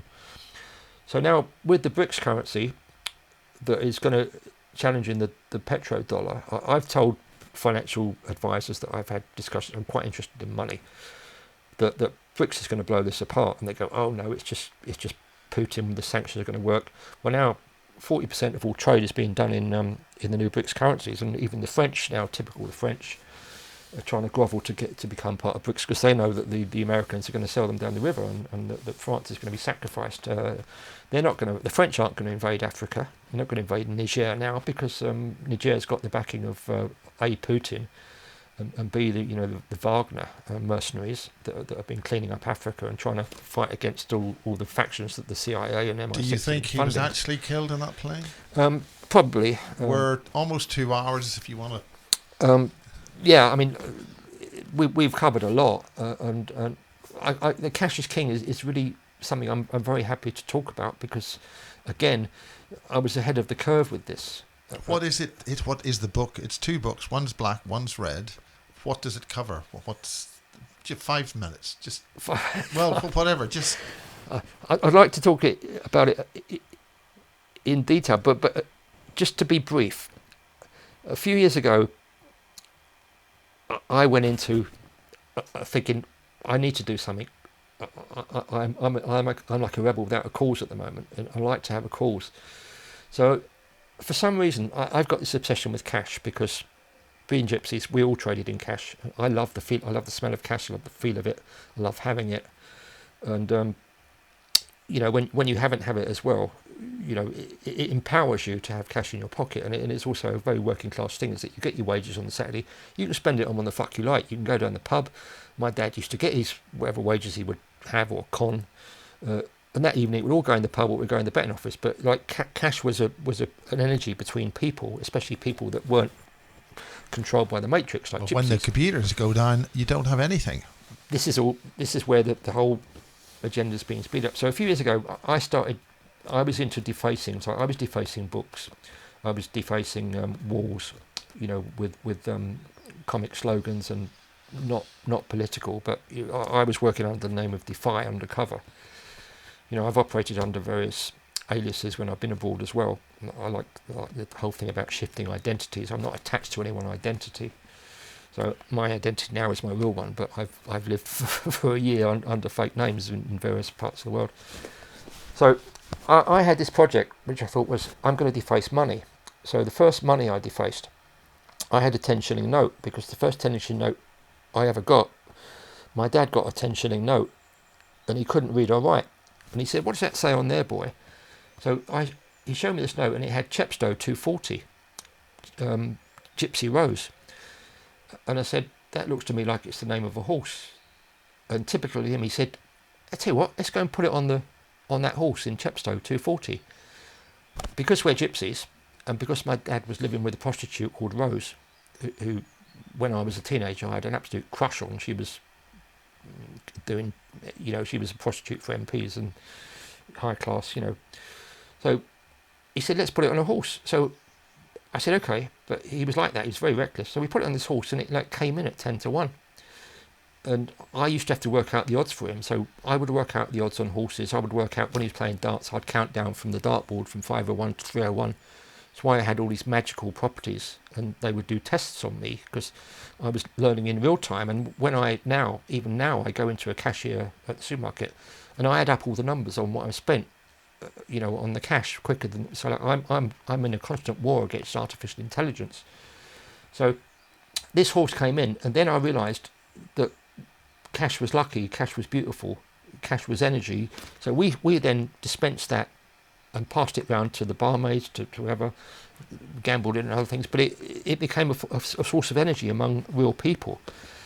And then I realised what was going on with the agenda, the depopulation agenda, the removal of cash agenda. It's all one and the same, the vaccination agenda. It's all taken away people's human sovereignty, human free will, people's right to freedoms. So the first banknote I defaced I put I had a Rebel Not Taken brand on it, which is that Rebel Not Taken, which is my family brand, which is my art brand. So I had that on a note, and then I had a pirate's head on the bit where the Queen is. So I replaced the Queen or the monarchy or the sovereignty or the crown, of course, crown corona. We all know where it really comes from, and it's not Wuhan. I had a pirate, and so I had my own money. So I told everyone that I'd created my own banking system, my own money, and that I, we would give each other money in payment for art or books or things like that, or just for favours. So I had my own money. King Arthur Pendragon, who another very interesting character, had his own £23 note, 23 being an occult number. So we were swapping money, and then I put a call out on social media to artists from all over the world to just deface money and send it to me. Now, people thought it was a scam that people were going to send me money. Like I said, yeah, it can be dollars, it can be pounds, it can be any currency in the world. So suddenly, again, this analeptic process in that you have an idea that is a genuinely really good idea, you put it out in the world, and suddenly I'm flooded with money appearing. So when I say manifesting money, I was also manifesting money, but it had another. So I had this this vision. I thought, I'm going to create a little book, and like people were sending me money, people from America, people from China, people were sending me money from Iran, where it's illegal to send money out the country. China, it's illegal to deface a banknote under cause of death. So I then started defacing banknotes, and one of the first banknotes I defaced was, which had became quite famous, was an old pound note with, I don't even remember the program, Only Fools and Horses. Well, there was two programs that growing up were very keen to me, were stepped on some because that was based on my family, and Only Fools and Horses because it was based on these absolute chancers who were always outside the system, were ducking and diving, working down the market. So it appealed to me in the sense that I had no time for the art establishment at all. So I put a pound note with, this time next year we'll be millionaires on the left, and the Reliant Robin on the right. Now, another case of incredible synchronicity. And there's a Reliant Robin just like that outside the door here. When we talk about synchronicity and me, I mean, it's just off the charts. But once you understand synchronicity, then you can understand the analeptic processes that things like that happen countless. It's only when you can be in that state of knowing what it means. So when I drove to your street, I saw this Reliant Robin, and I thought, what the fuck is that? And it's clearly someone has bought, because there's a lot of them around the country. There's one in Cornwall where I live. So over your road, you've got this Reliant Robin, and that was the Reliant Robin that I put on my pound note. So I showed this to people, and they were saying, this is hilarious. Can you bet? So I exhibited it in galleries. I put it in a frame, and I exhibited my Rebel Not Taken money. And it had, this time next year we'll be millionaires. And I said to my girlfriend at the time, Carrie, who was involved with this project with me, she had a lot of really good artists she was connected with all over the world. So she got on board with this project. So suddenly we put this call out, send us money. And I said to her, I said, you know what? This time next year we're going to be millionaires. And she said, well, how do you mean? I said, I'm on a gold mine here. I said, I've just come up with this idea. This is going to run, trust me. This is dynamite. This is going to make me £1 million. And of course everyone was laughing. And then it snowballed. I was going to do this little book, because I'd done books before. And then suddenly I got a contact from the British Museum, and they said, oh, we've seen what you're doing with money. Do you want to come in and see us? Because there was a guy in Ukraine that was sending me money from Ukraine at that time, quite a famous artist, and he also had his work in the British Museum. So he said to the guy at the British Museum, head of numismatics, a guy from Oxford, very nice guy by the way, who then supported my project wholeheartedly and even wrote a foreword for me, come in and see me. So I've gone up to the British Museum, gone through security. He said, we have a collection of banknotes. We've got like coins that the IRA were using when they sharpened coins. We've got Roman coins. We've got suffragette coins. We've got a few banknotes as well, including one from the Russian guy or the Ukrainian guy who is now you're working with, you're befriending. He said, get in touch with you. I said, let me see your collection of banknotes. And he pulled out about 5 banknotes. I said, you haven't got a collection of banknotes. I said, I've got the biggest collection of defaced banknotes in the world. At that time, I must have had 200-300. He said, bring him in to show me. So I showed him my one. I also showed him one I did on a £50 note. which said, "Are you being seduced into buying something you don't need?" And what I used to do, I used to deface banknotes and then put them back into the system. So when I would go to someone like Primark or shops, I would use the machines where you pay by cash. So I would circulate banknotes that I defaced with slogans, normally, about my work or my family or something like that, or just general random slogans, and these would be back into the system. So I would wait to see when I got one, and I got one back one day. So when I'm saying about it circulating this energy, it's the same principle in that it comes back to you. So when I showed him my banknotes, he said, "These are amazing. Will you donate one to the museum?" I said, "Yes, of course I will. I'm honoured." And so my work is then in the British Museum. My defaced banknote is in the British Museum. So I put this thing, I said, "Oh, guess what? The British Museum have suggested that my work is now in there, and they've suggested having a book launch there and possibly doing a show in the future." That never transpired because of COVID, but it was in the pipeline. So then I got a call from someone who at Saatchi Gallery in Chelsea, and someone said to me, "We've seen your project, it's crazy, but it's interesting. Do you want to come and see us?" And I said, "Yeah, I'll come and see you." So I went up to see Saatchi, or Saatchi's assistant, art curator, and I showed him what the project was, and I said, "This is dynamite." I said, "This is going to make me a millionaire. This time next year I'm going to be a millionaire." And I showed him my note, and he laughed, and he said, "Do you want to have a book launch in the Saatchi Gallery?" And I said, "Well, I haven't even got a book yet." And then when he said that, I said, "Yeah, I'll have a book launch." So I used my printer in St Ives again. We made a Cassius King 1, which was all these defaced banknotes from all over the world. Some of them, I said, "I don't want anything political. I don't want the usual boring stuff about Trump, about Brexit." I said, "I want a lot of erotica. I want a lot of real taboo humour. I want cutting edge, and I want comedy." And I said, "This is a celebration of cash." So I was getting all these things, and so I ignored all the ones that were kind of, for me, Fabian fake agendas, politically correct. And I then created this book, and I wrote to the Bank of England. I'm not a fan of the Bank of England, but I wrote to them like one night. I got in a bad mood, and I thought, I'm going to write to the Bank of England. I'm going to tell them what I'm doing. I'm going to ask them for a quote for this book. And I said, I'm publishing a book on defaced banknotes. Can you give me a quote? And I got this letter back saying, "Well, due to the fact that you're contravening the 1928 Banknotes and Currency Act, and it's also a criminal offence punishable by prison sentence of treason, of defacing the Queen's image on a banknote." And then I realised that back in the day, in the time of my ancestors who were being hung and hunted, they tried to take cash away from them and revert to a fake currency. And there was a mass revolt against this. So they introduced this currency, and then you couldn't deface this currency.